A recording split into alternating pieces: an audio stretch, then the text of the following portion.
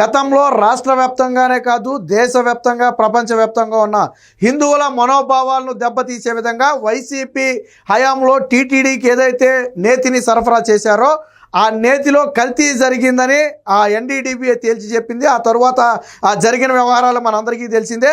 దీనిలో ఇన్వాల్వ్ అయినటువంటి సుప్రీంకోర్టు తన ఆధ్వర్యంలో ఒక సిబిఐ ఎంక్వైరీ టీంను కూడా వేసింది, మనందరికీ తెలుసు.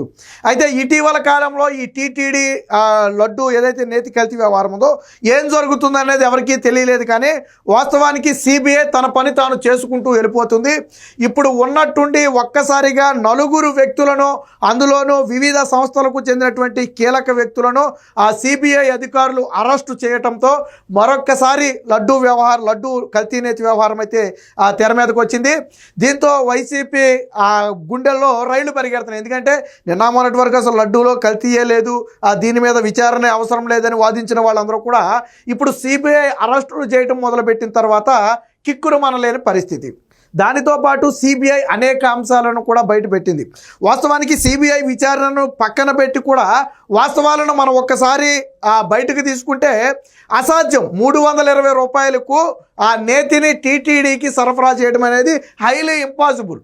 అది ఎలాగూ అనేది నిన్న ఆ సిబిఐ అధికారులు బయటపెట్టారు. రెండవది ఏంటంటే వివిధ సంస్థలు, అటు వైష్ణవి కావచ్చు, ఏఆర్ డైరీ కావచ్చు, ఆ బోలే బాబా కావచ్చు, ఇందులో ఇన్వాల్వ్ అయినవి ప్రధానంగా ఈ 3 సంస్థలు ఇన్వాల్వ్ అయి ఉన్నాయి ఈ కల్తీ వ్యవహారంలో. వాస్తవానికి ఏఆర్ డైరీని ముందు పెట్టి తెర వెనక కథ మొత్తం నడిపింది వైష్ణవి డైరీ.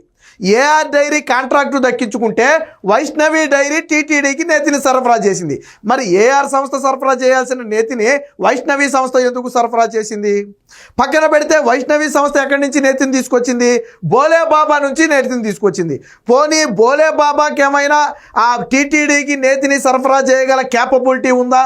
అంత నేతిని సేకరించగల సామర్థ్యం దానికి ఉందా? అన్ని పాలు ఆ బోలే బాబా దగ్గర ఉన్నాయా అంటే లేవని తెలుస్తుంది. మరి అంత సామర్థ్యం లేనప్పుడు కల్తీ చేయకుండా నేతిని ఎలా సరఫరా చేశారు? అన్నిటికంటే కొసమెరుపు ఏంటంటే బోలే బాబా నుంచి 355 రూపాయలకు ఏఆర్ డైరీ నేతిని కొన్నట్టుగా రికార్డ్స్లో ఉంది. ఓకే, బాగుంది. 355 రూపాయలకు ఏఆర్ డైరీ కొంటే కనీసం టీటీడీకి ₹1 లాభం వేసుకుని ఇచ్చినా 356 రూపాయలకి ఇవ్వాలి, అంతే కదా? ఎవరు లాభం లేకుండా ఎవరు చేయరు కదా. నువ్వు బోలే బాబా నుంచి 355 రూపాయలకు కొంటే టీటీడీకి ₹1 లాభం వేసుకుని ఇచ్చినా 356 రూపాయలకు నువ్వు టీటీడీకి నేతిని ఇవ్వాలి. కానీ నువ్వు ఎంతకి ఇచ్చావు? 319 రూపాయలకి ఇచ్చావు. మరి దాదాపుగా 35-36 రూపాయలు కేజీకి నష్టం పెట్టుకుని నువ్వు టీటీడీకి నేతిని ఎలా ఇచ్చావు? ఇక్కడ దొరికిపోయారు మొత్తం. ఈ ఒక్క పాయింట్లో మొత్తం దొరికిపోయారు. 355 రూపాయలకు నువ్వు బోలే బాబా దగ్గర కొని 319 రూపాయలకే నువ్వు టీటీడీకి ఎలాగ ఇచ్చావు? కేజీకి 36 రూపాయలు ఎలా నష్టపోయావు? నువ్వు నష్టానికి ఎలా ఇచ్చావు? కల్తీ జరగలేదన్నావు, తెచ్చిన నేతిని నష్టానికి ఎలాగ ఇచ్చావు? సమాధానం చెప్పాలి ఏఆర్ సంస్థ. ఇక్కడే దొరికిపోయారు వీళ్ళు. ఇదంతా కూడా రికార్డెడ్గా దొరికింది. మధ్యలో వైష్ణవి డైరీ, వాస్తవానికి తెర ముందు ఏఆర్ డైరీ పేరున్న టెండర్లు ప్రభుత్వం నుంచి ఏఆర్ డైరీ దక్కించుకున్న దీని వెనక కర్త కర్మ క్రియగా వ్యవహరించిన డైరీ వైష్ణవి డైరీ. మధ్యలో వైష్ణవి డైరీ ఎందుకు వచ్చింది? అసలు వైష్ణవి డైరీకి టీటీడీ నేతికి ఏంటి సంబంధం? సో ఇలాంటి అనేక ప్రశ్నలు అయితే సిబిఐ అధికారులు వేశారు. ఈ ప్రశ్నలన్నిటికీ కూడా ఈ 3 సంస్థలకు చెందిన ప్రతినిధులు ఎవరు కూడా సమాధానం చెప్పలేదు, మౌనం దాల్చారు. మీరు ఎక్కువ రేటుకు కొని తక్కువకి ఎలా ఇచ్చారంటే సమాధానం లేదు. కల్తీ జరగకుండా 320 రూపాయలకే మీరు నేతిని ఎలా ఇవ్వగలుగుతున్నారు? మార్కెట్లో 450 నుంచి 500 రూపాయలు ఉన్నప్పుడు అని అడిగితే దానికి సమాధానం లేదు. అంత క్యాపబుల్ అంటే ఫర్ ఎగ్జాంపుల్ నెలకు ఒక 10 లక్షల లీటర్లో ఎంతో 10 లక్షల కేజీలు ఎంతో నెయ్యి కావాలనుకోండి టీటీడీకి, అంత నేతిని సరఫరా చేసే క్యాపబిలిటీ బోలే బాబాకు లేదు. మరి బోలే బాబాకి అంత క్యాపబిలిటీ లేనప్పుడు నేతిని ఎక్కడి నుంచి తీసుకొస్తున్నారు? కల్తీ జరగకుండా నెయ్యి ఎక్కడి నుంచి వస్తుంది? సో ఇలాంటి 1 కాదు 2 కాదు అనేక అనుమానాలు అయితే సిబిఐ అధికారులు అడగటం జరిగింది. ఇప్పుడు వైసీపీ నేతల గుండెల్లో రైళ్లు పరిగెడుతున్నాయి. ఎందుకంటే ఎప్పుడే అరెస్టు జరిగింది అంటే అర్థం ఏంటి? అందులో అవకతవకలు జరిగాయి అనేది అర్థం. అది పూర్తిగా కల్తీ జరిగిందా లేదా అనేది ఇంకా తేల్చలేదు. కాకపోతే అరెస్టులు జరిగాయి అంటే ఇందులో అక్రమాలు బయటకు వచ్చాయి. ఏంటి అక్రమాలు అనేది నేను ఇప్పుడే చెప్పాను. సామర్థ్యం లేకపోయినా వాళ్ళు కాంట్రాక్ట్ తీసుకోవటం, ఏఆర్ డైరీ ముందుండి వెనకమాల వైష్ణవి డైరీ నడపటం, 355 రూపాయలు కొని 319 రూపాయలకే సరఫరా చేయటం, ఇలాంటి అనేక లూప్ హోల్స్ను సిబిఐ అధికారులు గుర్తించారు. దీని మీద విచారిస్తే వారి నుంచి ఎటువంటి సమాధానం రాకపోవడంతోనే సిబిఐ అధికారులు అయితే అరెస్టు చేశారు. దీంతో ఒక్కసారిగా మళ్ళీ టీటీడీ లడ్డూ వ్యవహారం అయితే బయటకు వచ్చింది. సో ఇక్కడ చూడవచ్చు, మొత్తం నలుగురిని అయితే అరెస్టు చేశారు. నిందితుల్ని జడ్జి ఇంటికి తీసుకువెళ్తున్న పోలీసులు మనం అక్కడ కూడా చూడొచ్చు. విపిన్ జైను, అలాగే పోమిల్ జైను, రాజశేఖరన్, అలాగే అపూర్వ చావ్దా, ఈ నలుగురిని అయితే టీటీడీ నేతి కల్తీకి సంబంధించి వీళ్ళందరూ కూడా వివిధ సంస్థలకు చెందినటువంటి డైరెక్టర్లు కావచ్చు, ఎంప్లాయీస్ కావచ్చు, లేదా అందులో కీలకంగా పనిచేసేవాళ్ళు కావచ్చు, వీళ్ళ నలుగురిని అయితే అదుపులోకి తీసుకున్నారు. లడ్డూ ప్రసాదంలో కల్తీ నెయ్యి నిందితుల అరెస్ట్ అని చెప్పి సిట్ అదుపులో బోలే బాబా డైరెక్టర్లు, ఇప్పుడు మనం ఆల్రెడీ బోలే బాబా సంస్థ గురించి చెప్పుకున్నాం. సో ఆ బోలే బాబా సంస్థకు చెందినటువంటి డైరెక్టర్లను అయితే అరెస్ట్ చేశారు. ఇదే సమయంలో వైష్ణవి డైరీ సీఈఓని, ఏఆర్ డైరీ ఎండీని కూడా వాస్తవానికి ప్రభుత్వంతో ఒప్పందం కుదుర్చుకుంది ఏఆర్ డైరీ, కాబట్టి ఆ ఒప్పందం కుదుర్చుకున్న ఏఆర్ డైరీ ఎండీని అదుపులోకి తీసుకున్నారు. సో తెర వెనకుండి వైష్ణవి డైరీ సరఫరా చేసింది టీటీడీకి. మరి ఏఆర్ డైరీ ఒప్పందం కుదుర్చుకుంటే వైష్ణవి డైరీ ఎందుకు సరఫరా చేసింది? దీనికి సంబంధించి వైష్ణవి డైరీ సీఈఓని అదుపులోకి తీసుకున్నారు. ఇక అసలు కథ అంతా బోలే బాబా దగ్గర ఉంది. ఎందుకంటే వాళ్లకు ఆ నేతిని సరఫరా చేసే క్యాపబుల్ లేకపోయినప్పటికీ, ఫర్ ఎగ్జాంపుల్ నేను ఉన్నానండి, నా క్యాపబుల్ రోజుకి ఒక 100 లీటర్ల నెయ్యి సప్లై చేయటం, కానీ 1000 లీటర్ల నేతిని నేను ఆర్డర్ తీసుకున్నా. ఎలా సప్లై చేస్తాను? నేను నా క్యాపబుల్ 100 లీటర్లే, నేను ఎటువంటి కల్తీ చేయలేదు. 1000 లీటర్లు నేను ఎలా సప్లై చేస్తా? ఇక్కడ జరిగింది కూడా అదే, బోలే బాబా విషయంలో జరిగింది కూడా అదే. వాళ్ళకి అంత సామర్థ్యం లేకపోయినా టెండర్ తీసుకున్నారు. సో ఈ విషయానికి సంబంధించి బోలే బాబాకు చెందినటువంటి ఇద్దరు డైరెక్టర్లను కూడా అయితే అదుపులో తీసుకోవడం జరిగింది. నలుగురికి తిరుపతి రుయా ఆసుపత్రిలో వైద్య పరీక్షలు, రిమాండ్ విధింపు, తిరుపతి సబ్ జైలుకు కూడా అయితే తరలించడం జరిగింది.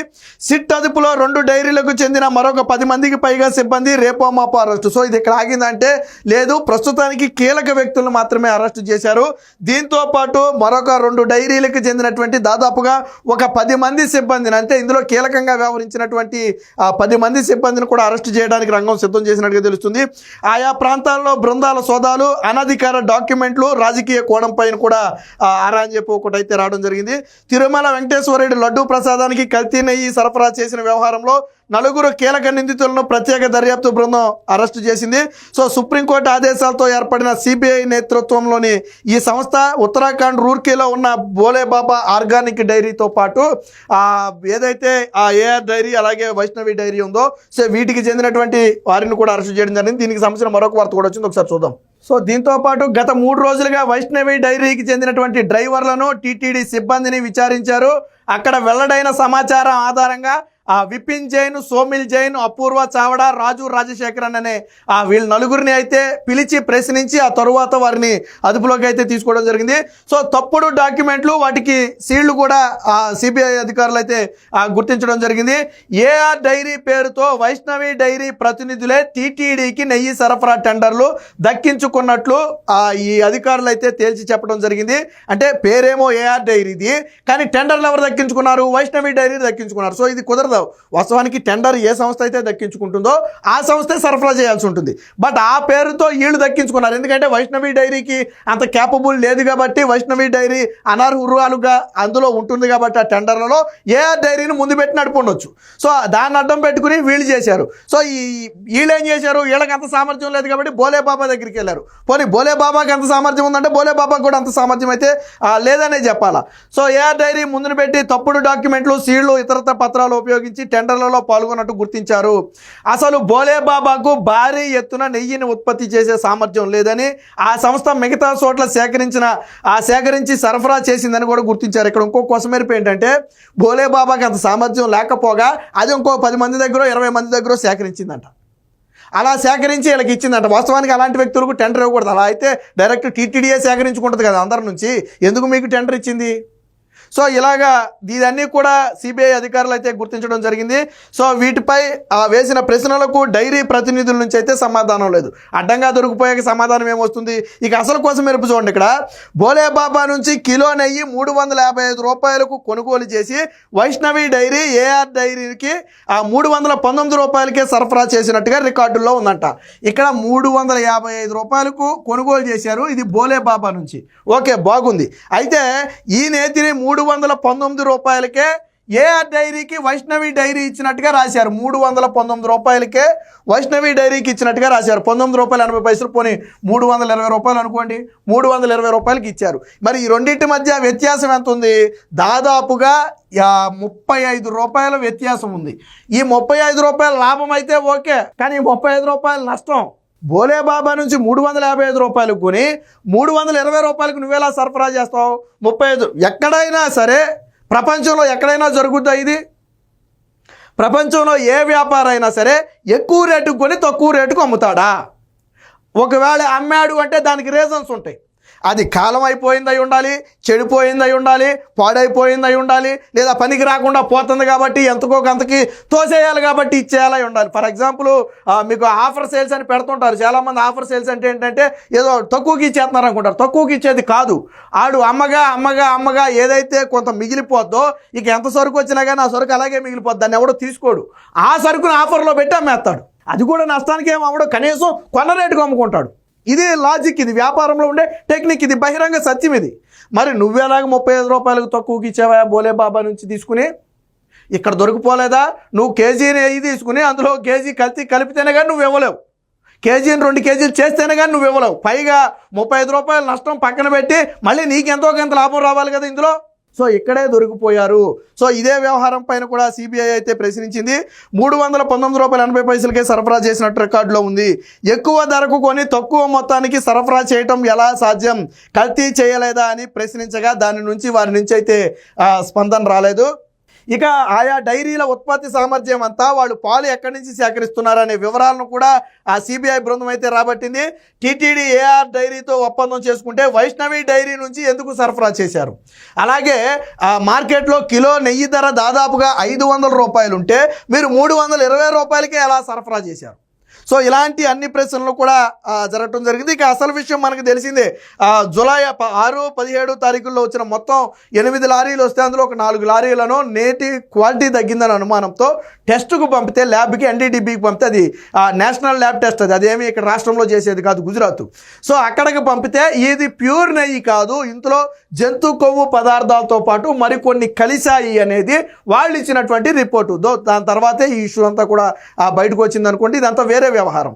సో ఏది ఏమైనా మొత్తంగా ఈ టీటీడీ లడ్డూ కల్తీ వ్యవహారంలో ఇప్పుడు 4గురిని సిబిఐ అధికారులు అరెస్టు చేయటం అనేది రాష్ట్ర వ్యాప్తంగానే కాదు ప్రపంచవ్యాప్తంగా కూడా చర్చనీయాంశంగా మారింది. ఆ రోజు ఏదైతే లడ్డూ కల్తీ జరిగిందని చెప్పారో దానికి నిజరూపమే ఈ రోజు అరెస్టులు అనేది కూడా తెలుస్తుంది. ఇదేమి రాష్ట్ర పోలీసులు చేసిన అరెస్టులు కాదు, పోనీళ్ళ మీద నింద నెట్టేద్దామంటే. పైగా నేను ఇందాకే చెప్పా, ఈ అరెస్టులు ఈ విచారణలు కాసేపు పక్కన పెడదాం. నువ్వు 355 రూపాయలకు కొని 300 రూపాయలకి 20 రూపాయలకి ఎలా ఇచ్చావో చెప్పవా? ఆ వ్యాపారం, ఆ ట్రిక్ ఏంటో చెప్పు. 35 రూపాయల నష్టానికి ఎలా ఇచ్చావో చెప్పు. కాబట్టి అడ్డంగా దొరికిపోయారు. ఈ వ్యవహారంలో ఎప్పుడైతే ఆ సిబిఐ దూకుడు పెంచిందో దీని వెనక ఇప్పుడు సిబిఐ ఏం చేసిందంటే రాజకీయ కోణంలో దృష్టి పెట్టింది. ఈ టెండర్లు దక్కడానికి రీజన్ ఏంటి అంటే, నిబంధనలకు విరుద్ధంగా ఉన్న టెండర్లు ఎలా దక్కాయి, దీని వెనక ఎవరి ఒత్తిడి ఉందనే అంశాల మీద కూడా దృష్టి పెట్టింది. దీంతో వైసీపీ నేతల వెన్నులో అయితే వణుకు మొదలైంది. ఏదేమైనా